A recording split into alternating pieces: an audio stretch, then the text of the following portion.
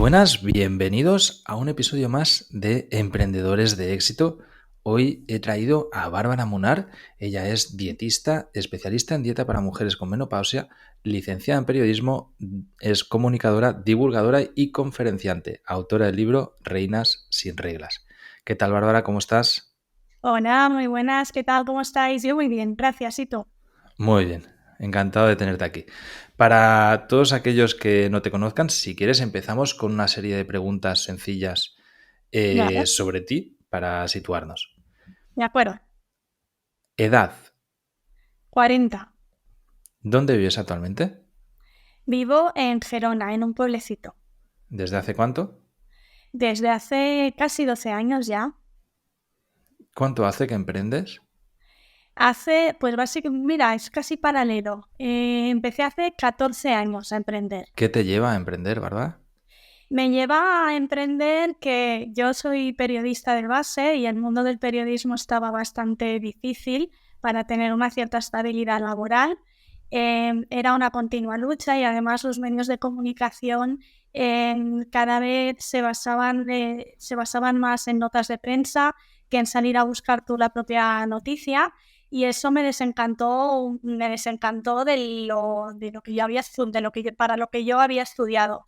Entonces, las dificultades de tener un trabajo estable junto con el hecho de que cada vez el trabajo, en mi caso personal, el trabajo como periodista era más una divulgadora de notas de prensa, hizo que empezase a cambiar mi forma de trabajo. Y entonces fue cuando emprendí y abrí una pequeña agencia de comunicación. ¿Sabías a lo que te querías dedicar? ¿Tenías identificada tu pasión? Sí. Yo cuando tenía 15, 16 años tenía muy claro que mi pasión era comunicar, era dar noticias y escribir. Entonces a mí lo que más me gustaba era escribir. Entonces sí que lo tenía muy identificado y además sabía que tenía una cierta facilidad para la escritura y para la lectura, que yo era una devoradora de libros en plena adolescencia. Yo lo que hacía era en verano me iba por la mañana a buscar un libro y luego por la tarde lo devolvía y iba a buscar otro. Entonces sí que tenía muy identificada que a mí escribir y leer me gustaba, pero no sabía que el mundo laboral del periodismo era tan complicado y tan difícil. ¿Actualmente te consideras una persona de éxito? No, me considero una mujer muy, muy, muy trabajadora, que casi hay semanas en las que lo único que hago es trabajar. Sí que es verdad que tengo una cierta acogida en redes sociales, que es donde más me muevo, pero de ahí al éxito como se entiende o actualmente, de que eres una persona con millones de seguidores, que vives en una isla paradisíaca trabajando poco. Si es esto lo que se considera éxito, no. A nivel personal me considero una persona muy afortunada y con mucho éxito porque estoy trabajando de aquello que me apasiona y consigo pagar todas mis facturas y tener una cierta comodidad. Para mí eso actualmente es éxito, yo no necesito nada más, pero tal y como se entiende actualmente, no soy una persona de éxito.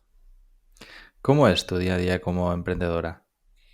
Pues de muchas horas de trabajo, generalmente me levanto a las 7 de la mañana y a las 7 de la mañana estoy con el desayuno y haciendo un check de mi correo electrónico, de cómo están las redes sociales, de qué dudas hay. Ahí, cuando acabo de desayunar, cada día entreno. La actividad física creo que es mi vía de escape para poder gestionar tantas horas de trabajo. Y después, a partir de ahí, trabajo todas las horas que pueda haber, de 9 a 1 y después de 3 hasta que acabo. Luego ceno y después de cenar continúo con mis redes sociales mirando a ver qué sucede. Entonces, son horarios bastante intempestivos, porque incluso a fin de semana también tienes que estar creando contenido, revisando redes sociales e ir pensando en todo lo que vas a ofrecer a tu comunidad. Son muchas horas. ¿Cuál es la parte del emprendimiento que menos te gusta? La que menos me gusta, Yo creo que es que actualmente trabajo muchas horas, como te estaba diciendo, pero realmente es una aventura y todo lo que está relacionado con este emprendimiento que es el mío, eh, creo que todo me apasiona. Lo que menos me gusta realmente son la cantidad de horas que tienes que estar trabajando para poder atender a una comunidad tan grande. ¿Delegas una parte de trabajo? He empezado a delegar, pero me cuesta mucho. Me cuesta mucho porque soy muy perfeccionista, me gusta dar respuesta con mis propias palabras a mis seguidoras, en los correos electrónicos, que al final esta es una parte del trabajo que podría delegar, evidentemente en pensar los vídeos, en editarlos. Creo que soy yo la que lo tiene que hacer, porque tiene mi esencia, cada uno de los vídeos que voy subiendo. Entonces, me cuesta mucho delegar, he empezado a hacerlo y tendría que hacerlo más. Este es un trabajo a futuros muy cercanos que tendría que empezar a hacer, porque una parte del crecimiento también está en poder delegar. Y esto realmente es verdad que me cuesta un poquito. Para alguien que va a arrancar, que va a empezar el mismo camino que tú ya has andado, ¿en qué crees que tendría que poner el foco de un inicio? ¿En qué le dirías tú, este es el mejor consejo que te puedo dar? El mejor consejo que le puedo dar es que busque un nicho de mercado muy, muy concreto, además de que sea un nicho de mercado que le apasione. Tienes que estar muy informado y muy al día de aquel nicho de mercado, y si paralelamente estás yendo a un grupo muy amplio porque crees que vas a llegar a más gente, te quedarás corto. Actualmente creo que en la especialización y en decidir un nicho de mercado muy concreto está parte del éxito en el crecimiento en redes sociales. ¿Tienes claramente identificado algún momento en tu vida que supuso un gran aprendizaje o que te generase un cambio importante? Ha habido muchos momentos, pero quizás uno fue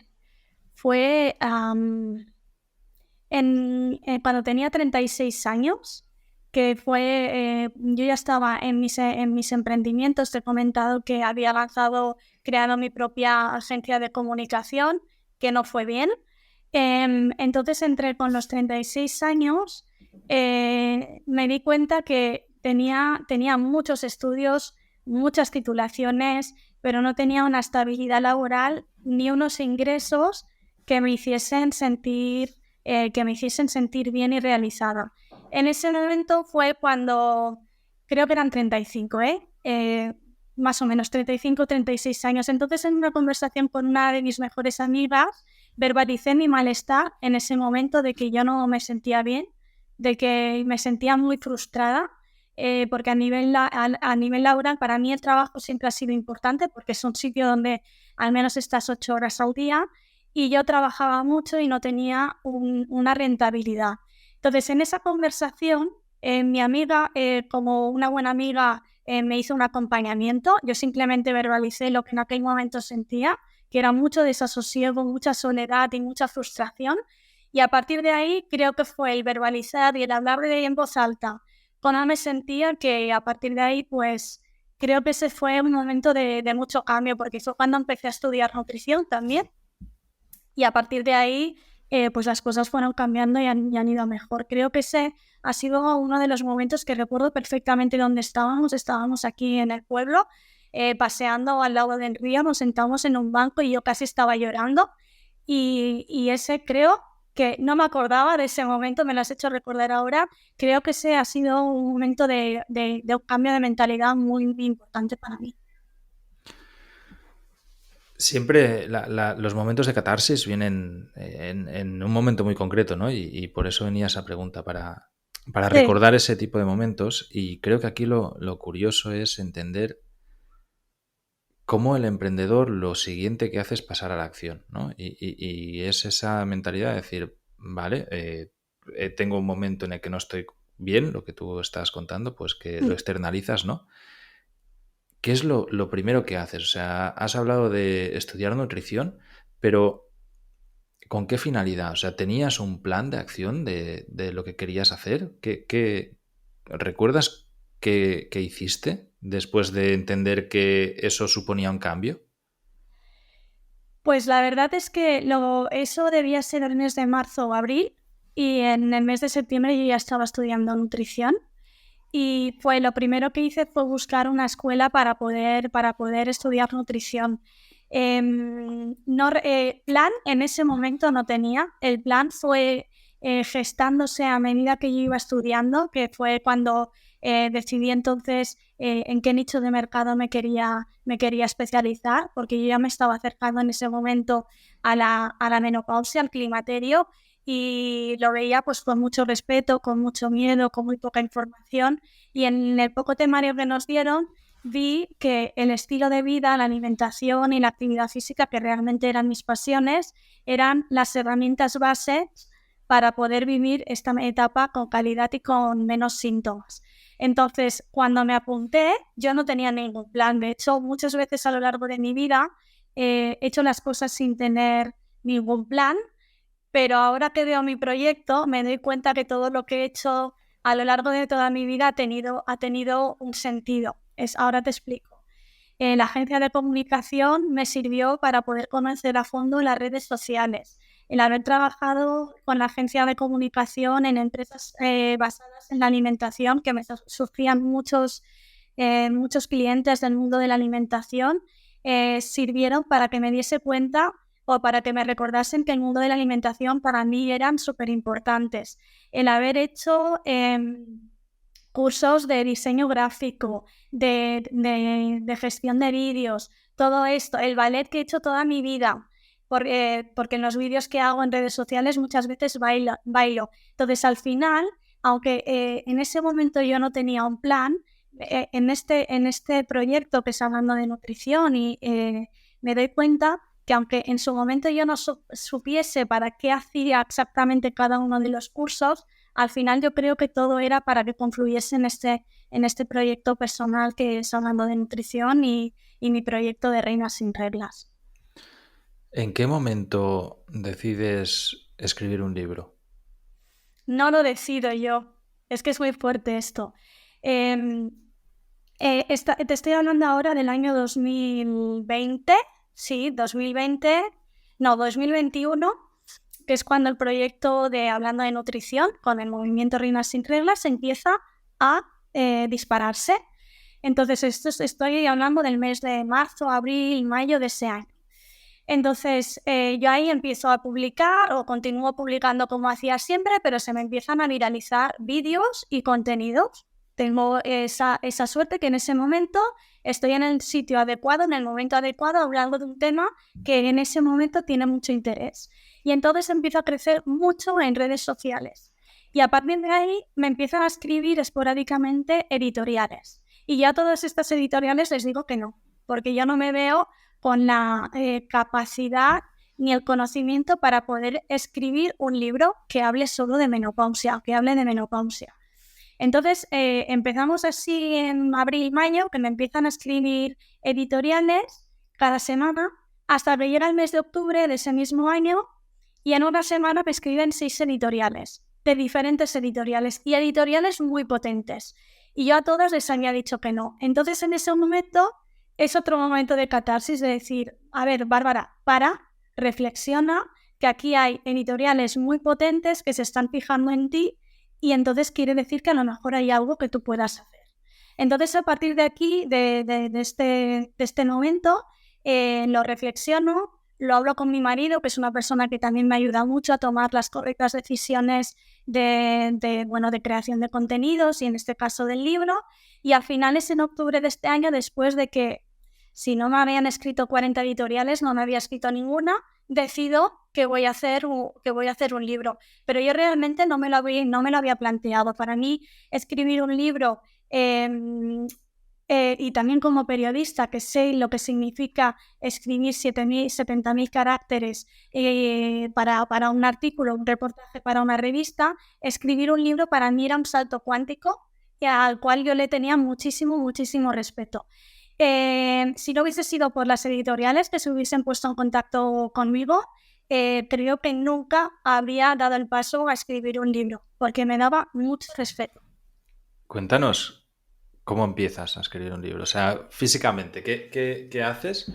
¿Y cuál fue el proceso de decir, ok, vale, si Sí. voy a escribir un libro, ¿no? Y en el momento en el que ya tomas la decisión, luego, ¿qué pasa? Porque generas una Lo que estructura, no pasa, generas lo una primero, estructura, título, ¿por dónde sí. empiezas? Yo el título lo tenía clarísimo y de hecho ya por contrato les dije que si el título no era Reinas sin reglas, no escribiría el libro porque es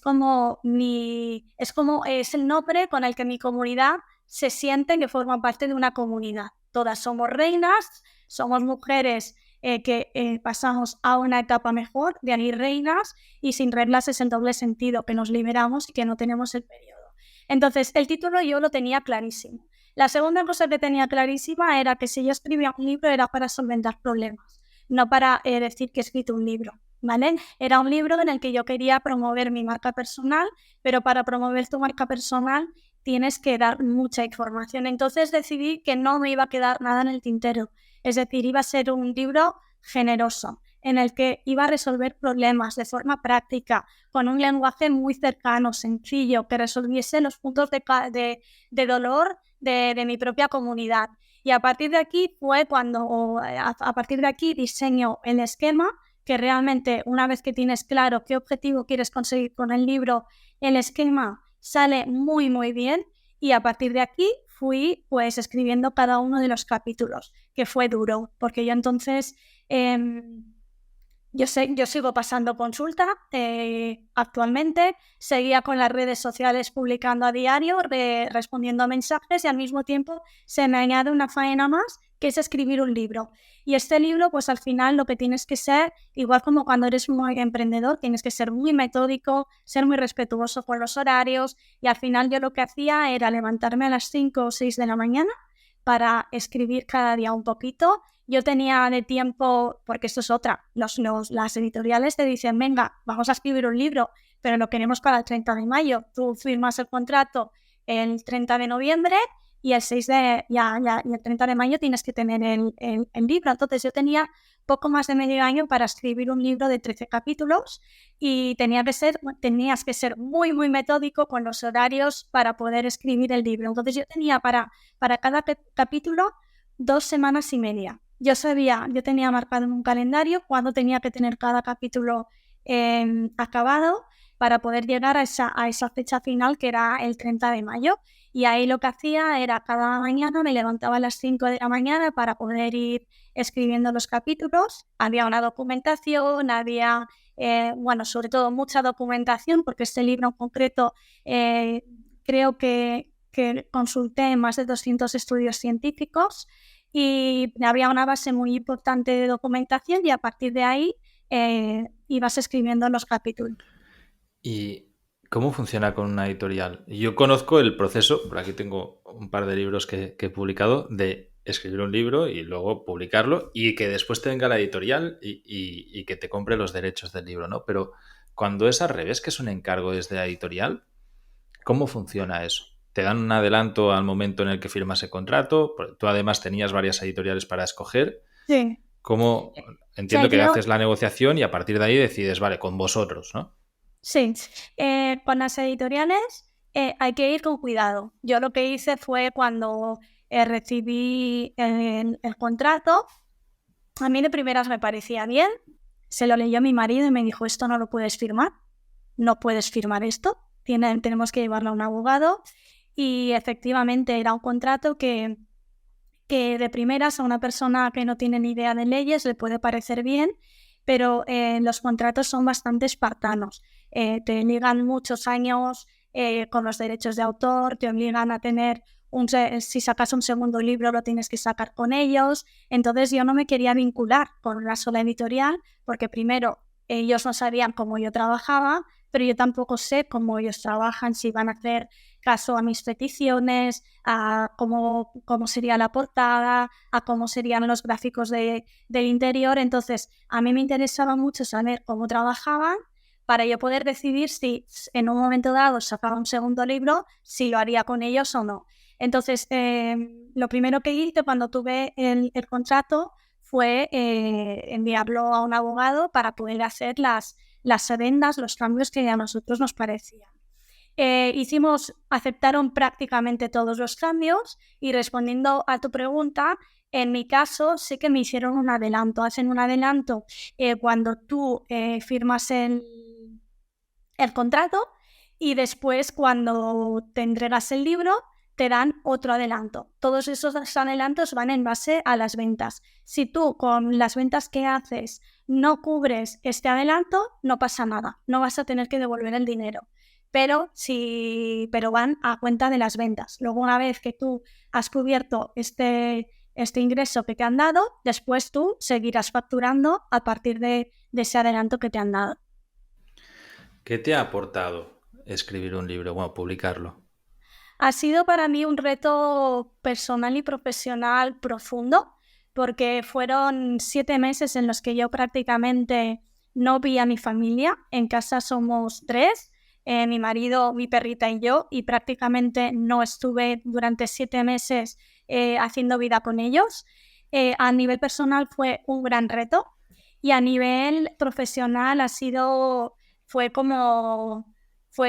muy revulsivo porque un libro te hace dar cuenta de la cantidad de cosas que has aprendido a lo largo de los años como profesional. Tú no eres consciente de la de cosas que sabes hasta que no has escrito un libro. Y yo iba escribiendo y decía, pero ¿cómo es posible que sepas esto? Y todas las afirmaciones que yo hacía en el libro decía, ¿pero esto de dónde lo has sacado? Y era cuando yo buscaba los estudios científicos para refrendar esa afirmación que yo estaba dando. Entonces, una de las cosas más importantes que yo obtuve de la escritura del libro fue como una reafirmación de que yo, aunque no era consciente, era una profesional que tenía muchísimo conocimiento del campo en el que estaba especializada y yo hasta entonces no era consciente.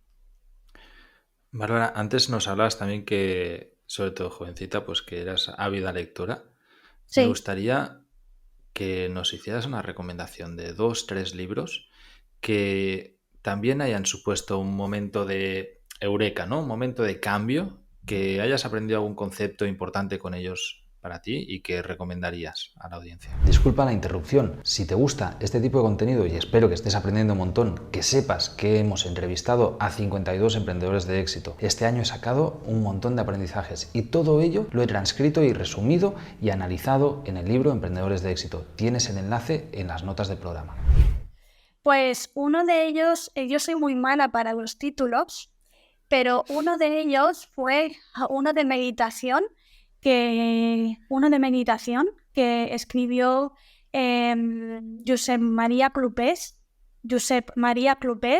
y su título es Meditación y algo más, que este fue un libro que me ayudó muchísimo a entrar en contacto conmigo misma, a frenar y aprender a meditar. Ya te he dicho que una de las herramientas que yo utilizaba en mi día a día era la actividad física, que me ayuda a gestionar mucho el estrés.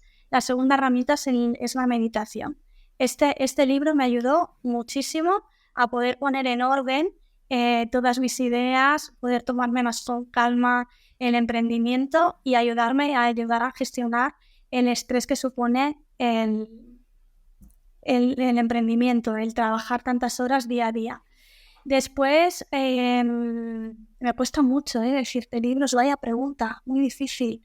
Después hay otro que a nivel de conocimiento, que me ayudó muchísimo también a ordenarme y a poder reafirmar todo lo que yo estaba haciendo. Es un libro de la doctora Radharani Jiménez que se llama La menopausia, tu buena oportunidad.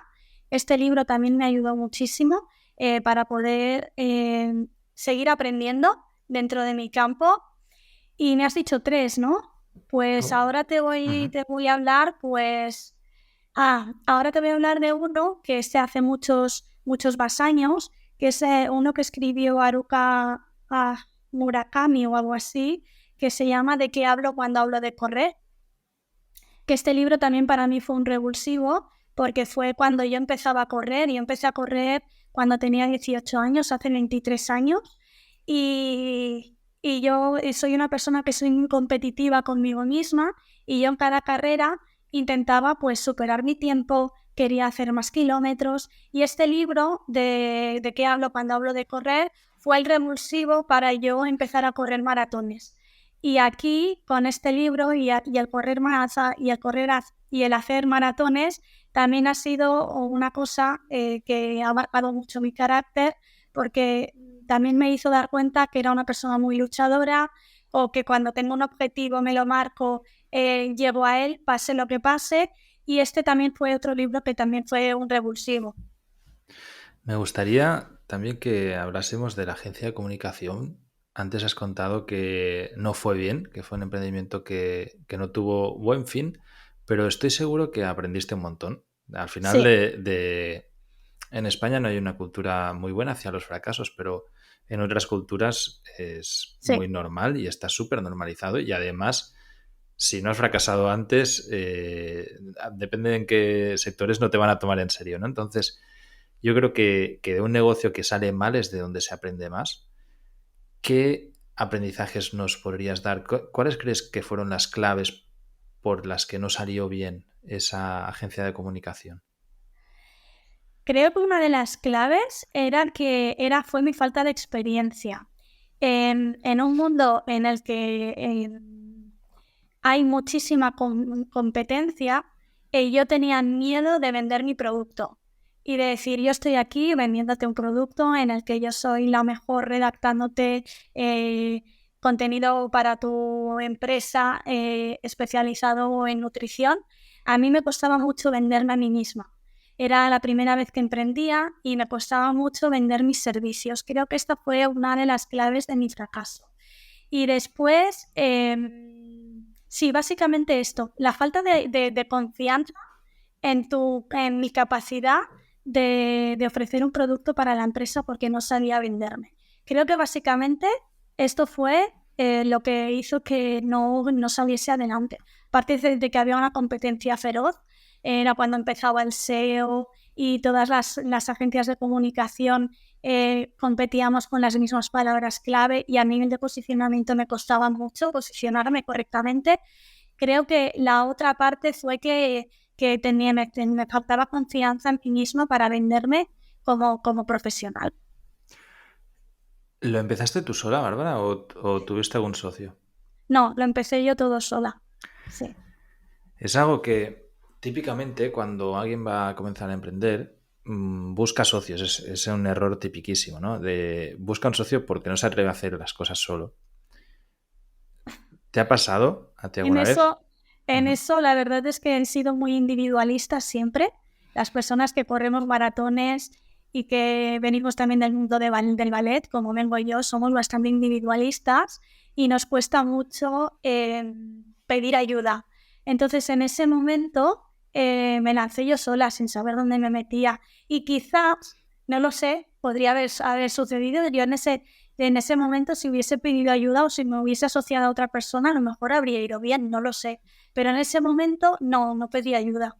Es que me cuesta mucho pedir ayuda, es que va muy de la mano con lo que tú me comentabas al principio de si estoy delegando. Y estamos en las mismas. Me cuesta mucho delegar porque me cuesta mucho confiar en otra persona que lo haga perfecto. Y sé que la perfección no existe, pero me cuesta mucho.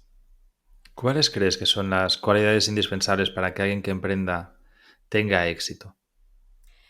Que sea muy trabajador, que sea muy ordenado y que tenga una motivación y pasión por aquel trabajo que está haciendo. Creo que son las tres cosas indispensables. En el ámbito del emprendimiento, ¿hay algún conocimiento, hábito, aprendizaje reciente que haya supuesto un cambio en tu negocio que tengas identificado?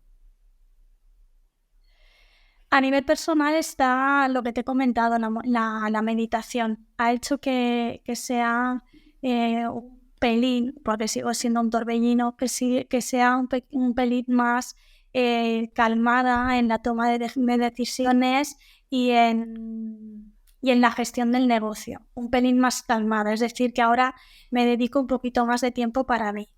Y a nivel profesional, algún aprendizaje nuevo que haya dicho es que esto era esencial, ahora mismo no lo recuerdo. Seguro que hay, porque los que somos emprendedores aprendemos cosas nuevas cada día, y no una, muchas, pero ahora mismo no se me ocurre. En el emprendimiento, ¿tiendes a tener un plan? o una hoja de ruta? ¿Te estructuras de alguna manera que digas, bueno, empezaré por aquí con este objetivo o tengo estos objetivos trimestrales, anuales, semestrales, lo que sea? ¿Cómo te estructuras? Am, Me estructuro ahora a finales de año con los objetivos económicos del año que viene y también con los proyectos del año que viene. Los proyectos que he hecho este año vienen pensados del año pasado.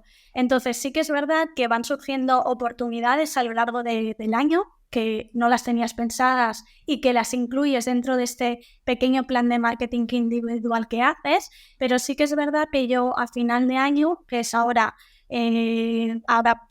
brevemente me reuniré conmigo misma y lo que haré será pues hacer un pequeño plan de marketing y establecer los objetivos de venta, que yo ya sé cuáles son los meses que son más flojos, cuáles son los meses que son más fuertes y también qué productos o servicios puedo sacar nuevos para poder apoyar a estos objetivos del año. Si yo entiendo que al final todos nos marcamos como una hoja de ruta, ¿no? Pero que durante el año van pasando un montón de cosas y van Ujú. variando. Cuando pasan estas cosas y a veces por lo que sea tenemos nubes en la cabeza, por condiciones personales también, situaciones que te vas encontrando y pierdes foco o te pilla mala hostia, hablando coloquialmente, Sí. o pues eso, estás enfadado y no hay manera de centrarte. ¿Tienes algún sistema que tú digas así yo desatasco este problema y vuelvo a Bueno, centrarme y poder trabajar? sí, esto lo aprendí mucho con el libro. En el libro, cada capítulo tenía una estructura de empiezo bien, seguido de una gran crisis, es decir, no sé qué estoy haciendo con este libro o con este capítulo, no seré capaz de acabarlo, y después de repente se encendía una lucecita y decías, vale, ya lo tengo claro, ya sé cómo voy a acabar de estructurar y cómo voy a cerrar bien este capítulo para que tenga un sentido. Esto en el primer capítulo, en el segundo y en el tercero era como un desastre porque me ponía muy nerviosa. Pero luego al final, cuando ya me llegaba la crisis, yo decía, keep calm, que esto en 24 horas se solventa, se te va a encender la lucecita y vas a saber cómo acabarlo. Entonces, en este momento yo lo que hacía era dejar de escribir el capítulo, me daba unas horas, respiraba y al día siguiente volvía a retomarlo donde estaba y aquello que me generaba un problema después se había solventado. Con el trabajo hago igual. Cuando tengo un problema que digo, no sé por dónde voy a salir, no seré capaz de hacerlo, me cuesta hacerlo, al final el hecho de emprender te hace tener tantas herramientas que al final sabes que tú ese problema, que hoy ves un problema, lo acabarás dejando. Entonces lo acabarás solucionando. Entonces yo lo que hago es, tengo un problema, no le voy a dar más bola de la que le estoy dando en este momento, lo dejo reposar y lo voy a volver a retomar. Lo puedo retomar al día siguiente, lo puedo retomar al cabo de una semana. Pero cuando lo dejas un tiempo que se enfríe, siempre, aunque no te des cuenta, tu mente sigue trabajando y encuentras la solución. Siempre, absolutamente siempre. Me parece un muy buen consejo porque te permite también trabajar en paralelo, ¿no? Con otras Exacto, cosas. exacto.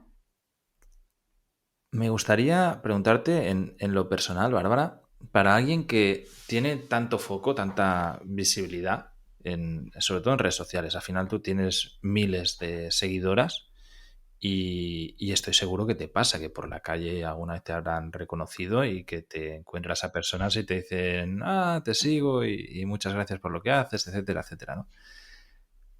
Esto muchas veces afecta a nuestras relaciones personales y la vida social que tenemos, porque al final las redes sociales inflan el ego constantemente, ¿no? ¿Cómo lo has gestionado? ¿Hubo en algún momento te diste cuenta de que se te estaba yendo las manos? ¿Lo promocionaste y lo promoviste y dijiste, vale, ok, ahora soy una persona semifamosa y esta es mi nueva realidad y es lo que hay? ¿Cómo lo lleva tu entorno también? Ujú. Vale.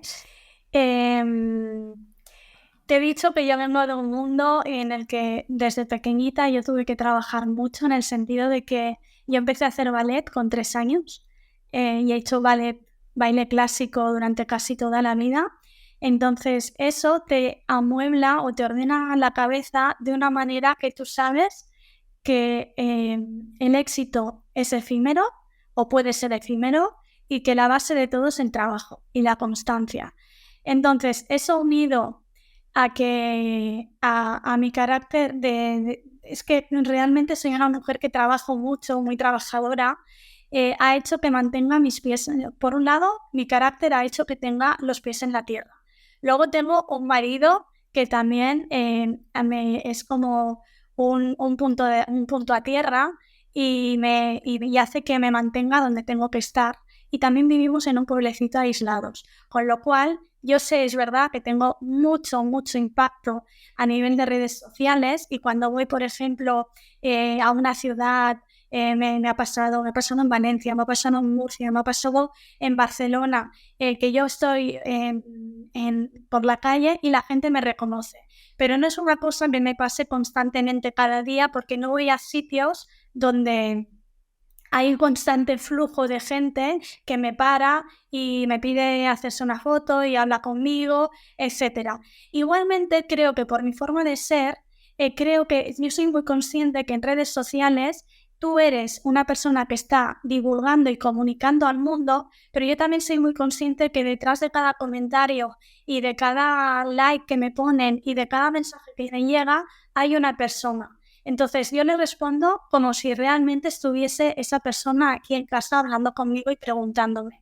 Y creo que el hecho de ser consciente que detrás de cada palabra hay una persona, no un algo que te está endiosando, creo que en cierta manera está haciendo que en ningún momento yo haya notado, ni mi marido lo ha notado, si no me lo habría dicho, que me hayan endiosado o me haya subido. Creo que esto todavía no me ha pasado, ni creo que me pase.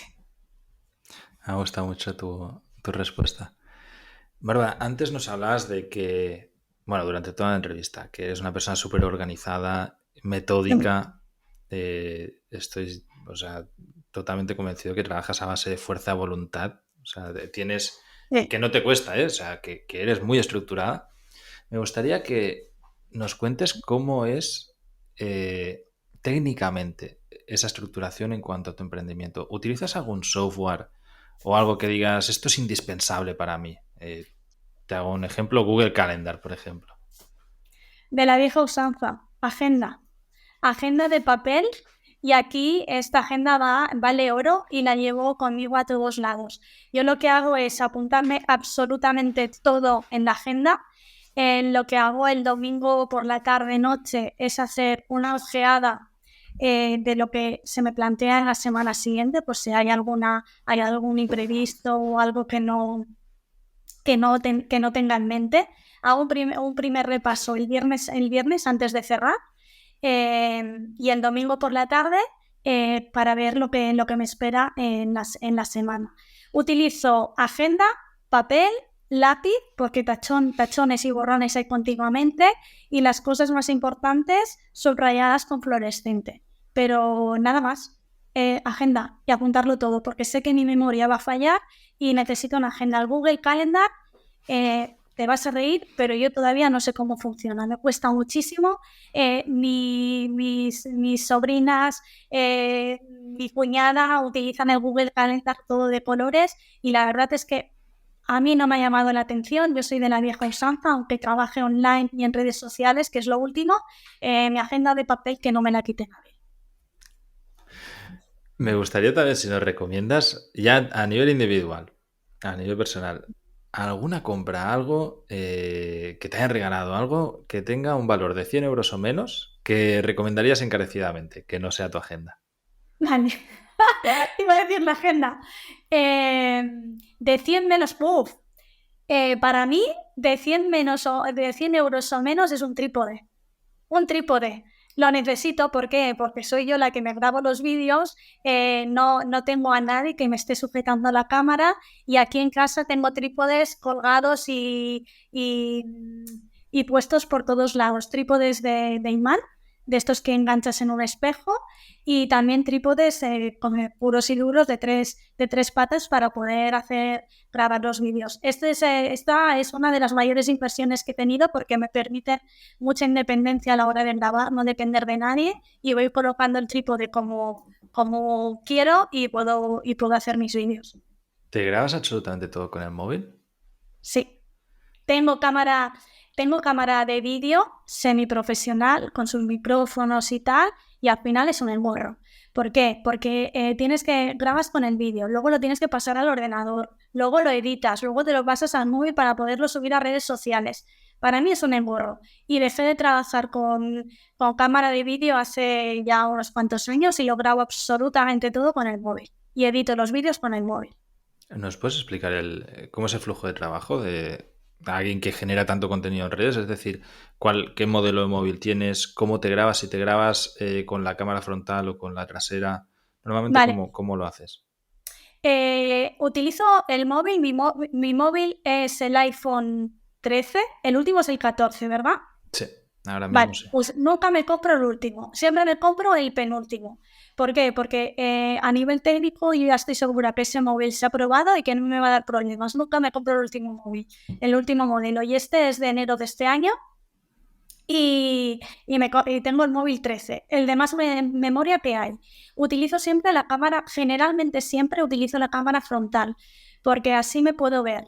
Al no tener a nadie que me está grabando y me puede decir, céntrate un poquito más o ponte más cerca o ponte más lejos, utilizo, aunque no es la máxima calidad, utilizo la cámara frontal para saber en qué punto del plano me tengo que poner. Y a nivel de edición de vídeo utilizo la misma plataforma de Instagram en algunos casos, y en otros utilizo el programa InShot, que es un programa que me permite hacer algunas transiciones y algunos efectos, y utilizo ese programa también. Entiendo que grabas absolutamente todo en vertical siempre. Sí, porque utilizo más Instagram que no YouTube. Entonces, mi formato es vertical prácticamente.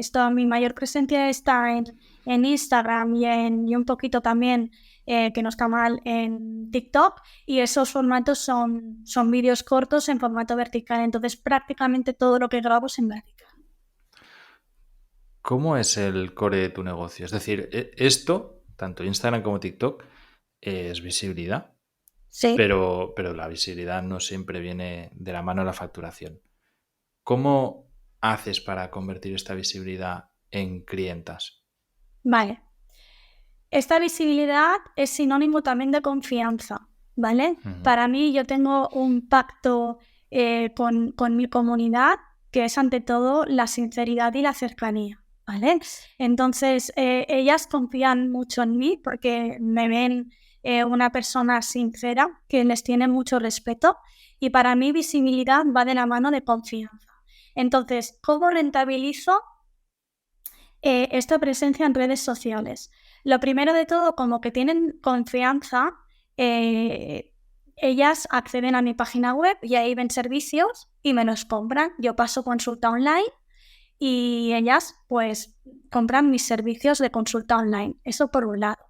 Después también tengo una aplicación, que es la primera aplicación de alimentación y actividad física enfocada a la mujer en la menopausia. Es la primera aplicación que se hizo. Esa aplicación la lancé yo.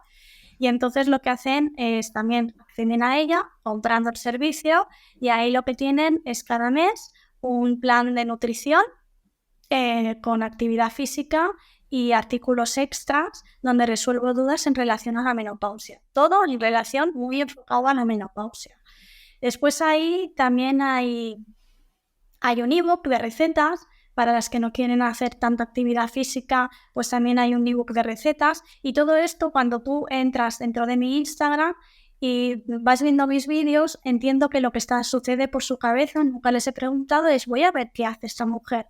Y entonces entran y a partir de ahí, como que ya tienen una confianza generada a través de las redes sociales, muy a menudo compran casi sin preguntar, porque ya confían en el servicio que les voy a dar. Paralelamente a eso, esto estoy hablando de los servicios online, paralelamente a esto, También hago conferencias en empresas, conferencias en ayuntamientos, para la población general. También farmacéuticas también me han contratado para hacer charlas sobre alimentación en la menopausia. Entonces también tengo un servicio paralelo que son charlas en empresas para poder ayudar a mejorar la alimentación en esta etapa. Y después, creo que ya por último, creo que ya es lo único que me queda por decirte, es que rentabilizo en cierta manera la visibilidad en redes sociales con anuncio de productos. Pero este anuncio de productos es muy, muy exclusivo. Digo a muchas empresas que no. ¿Por qué? Porque ese producto no me gusta, ese producto no veo que encaje con mi comunidad. Y además hay empresas que tienen mucha prisa porque haga esa publicidad y al final no llegamos a un acuerdo. Y te explico por qué. A mí me escribe hoy una empresa que dice: Bárbara, tenemos este producto que creemos que encaja en tu perfil. Yo me miro ese producto. Si ese producto realmente encaja en mi perfil, entonces les digo que me envíen el producto y yo lo pruebo durante un mes. Y hasta que no haya pasado ese mes y lo haya probado, yo no voy a hacer ese vídeo, porque yo tengo que haber probado ese producto. Y hay veces que las empresas te escriben hoy y quieren el vídeo para la semana que viene. Entonces, aquí es lo que te estaba comentando al principio. Aquí hay un pacto de confianza y respeto hacia mi comunidad, que si yo ese producto no lo he probado y no me convence, yo no voy a hacer el anuncio. Yo soy consciente de que no me voy a hacer rica trabajando. Yo voy a vivir feliz, correctamente, sin deudas, a base de mi trabajo. Pero mi objetivo no es hacerme millonaria, ni hacerme rica, ni dejar de trabajar, porque las redes sociales me conviertan en una mujer millonaria y me permitan retirarme. Por tanto, como que mi objetivo de vida no es retirarme con 45 años ni con 50, lo que hago es publicitar aquello que a mí me parece que es correcto y que va a entrar bien a mi comunidad, porque a mí me ha parecido que ese producto valía. Luego, evidentemente, hay tantas personas como gustos. Entonces, a lo mejor hay un producto que yo te estoy hablando de él y no te gusta. Esto ya es otra cosa de percepciones. Pero que ese producto del cual yo te estoy hablando lo he probado durante al menos un mes, también es cierto. Y esa es la otra vía de emprendimiento que también tengo dentro de mis redes sociales. Muy honesto el pedirles probar el producto durante un mes. Que evidentemente, claro, con las campañas de publicidad es súper difícil de congeniar, porque lo que Sí, decías, o sea, pero normalmente lo quieren para la campaña de ya y eso, pues no Pero hay más. yo a lo mejor solo ha habido una campaña, sí, y pasó ahora recientemente, que querían que hiciese una publicidad para ellos y les dije: es que no puedo, porque además también dejo un espacio entre campaña y campaña. ¿Por qué? Porque no quiero que mis redes sociales sean una teletienda. Yo me he ganado la confianza en base a crear contenido de calidad desde un punto de vista del humor, que esto también es una marca personal mía. Y a partir de aquí yo puedo ir introduciendo píldoras de productos de publicidad. Pero si yo también tengo una campaña, que es lo que me ha pasado ahora, tengo una campaña cerrada y me quieren meter una campaña en medio y no dejo el espacio que yo considero importante entre anuncio y anuncio, tampoco va a ir bien. Entonces también, en este caso, también les tengo que decir que no. Generalmente las empresas, cuando yo les explico por qué trabajo de esta manera, se adaptan y permiten que, aunque no entren en esa campaña que estaban lanzando en ese mes, confían en mí y lanzan mi reel o mi vídeo con un poco de retraso. Cuando tú eres honesto y explicas el por qué, no es porque, mira, a mí no me apetece sacarlo ahora y lo quiero sacar de aquí un mes. No, cuando tú explicas por qué lo haces, generalmente, aunque sean grandes empresas, porque esto me ha pasado con Vichy Laboratorios, por ejemplo, aunque sean grandes empresas, como que hay personas detrás de esa conversación, entienden tu punto de vista y generalmente lo aceptan. Solo ha habido una vez que no lo han podido aceptar porque es que era en ese momento y no se ha podido, pero en general aceptan bastante la forma de trabajo. Me parece muy interesante. Bárbara, Para terminar la entrevista, si tuvieras la opción de dar un mensaje público, poner una pancarta en un sitio muy visible, en Plaza Cataluña en Barcelona, que lo viese absolutamente todo el mundo, y en esa pancarta pudieras poner el mensaje que tú quisieras, ¿qué mensaje pondrías en él y por qué? Sería un mensaje para las mujeres, en este caso, y uno de los muchos mensajes que me gustaría enviar sería una palabra: priorízate. Y este priorízate engloba muchas cosas. Engloba que nosotras, las mujeres de más de 40, 50 años, que son mi público objetivo, generalmente tenemos una familia, tenemos hijos, tenemos padres, tenemos hermanos, y nuestra tendencia innata es ayudar y resolver los problemas de toda la familia, y nos ponemos en último lugar a nosotras. Nos olvidamos de nosotras. Tenemos tan integrado que tenemos que ayudar a nuestra familia para poder cuidarles, que nos olvidamos de cuidarnos a nosotras mismas, y al final acabamos petando. En esta etapa en muchos casos acabamos desarrollando depresiones, estados depresivos, estamos muy fatigadas, y todo eso nos viene porque no nos priorizamos. Ponemos por delante de nosotras a todo lo demás, incluso el trabajo, y acabamos olvidándonos de nosotras mismas. Entonces, una pancarta muy grande que pondría sería un priorízate, o priorízate porque eres una reina, o algo así. Yo creo que no hay mejor manera de despedir este programa. Bárbara, mil gracias. Espero que toda la audiencia haya tomado muchas notas porque has dado un montón de tips. De verdad que te agradezco que hayas contado tu negocio desde dentro así abiertamente y espero que nos volvamos a ver pronto por aquí con nuevos éxitos. Gracias a ti por invitarme, y espero que sí, que haya podido ayudar aunque sea una persona, y ya estaré feliz de haberla podido ayudar. Un besito, gracias. Hasta la próxima. Chao. Chao. Espero que hayas podido disfrutar de esta entrevista. Ya sabes que nos ayudas un montón dándole like, suscribir o 5 estrellas allá donde estés escuchando o viendo esto. Si te interesa este tipo de contenido, que sepas que en exitoemprendedores.com estamos trabajando constantemente para generar más contenido como este, y además hemos transcrito y estamos vendiendo el libro Éxito Emprendedores, donde hemos analizado todas las entrevistas que hemos hecho y sacamos las mejores conclusiones fáciles para que tú puedas aprender de ellas.